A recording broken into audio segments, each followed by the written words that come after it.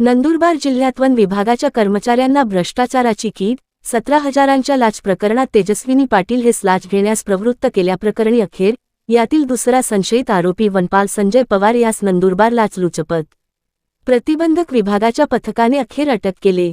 नंदुरबार जिल्ह्यात वन विभागातील लाचखोरी उघडकीस आली असून 17,000 रुपयांच्या लाच प्रकरणात दुसरा संशयित वनपाल संजय पवार याला लाचलुचपत प्रतिबंधक विभागाने अखेर ताब्यात घेतले आहे. शहादा वन परिक्षेत्रातील कोंढवळ बीटच्या महिला वनरक्षक तेजस्विनी साळुंखे पाटील यांनी तक्रारदाराकडून काटेरी बाभळीच्या झाडांची वाहतूक करणाऱ्या वाहनावर कारवाई न करण्यासाठी 17,000 रुपयांच्या लाचेची मागणी केली होती.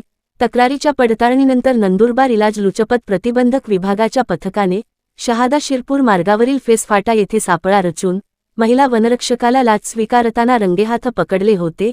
या कारवाईत लाचेची रक्कम आणि मोबाईल जप्त करण्यात आला असून प्रकरणात वनरक्षक तेजस्विनी साळुंखे यांना लाच घेण्यासाठी उद्युक्त केल्याप्रकरणी अप्रत्यक्षरित्या सहभाग असल्याचे निष्पन्न झाल्याने वनपाल संजय पवार याला बेड्या ठोकण्यात आल्या आहेत. याप्रकरणी सारंगखेडा पोलीस ठाण्यात गुन्हा दाखल करण्यात आला आहे.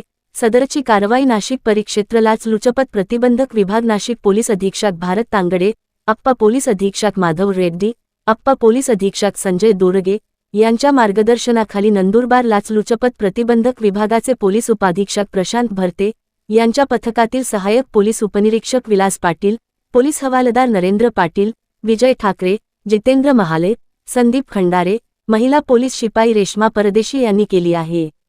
सपना चौधरी, जय मल्हार न्यूज, नंदुरबार.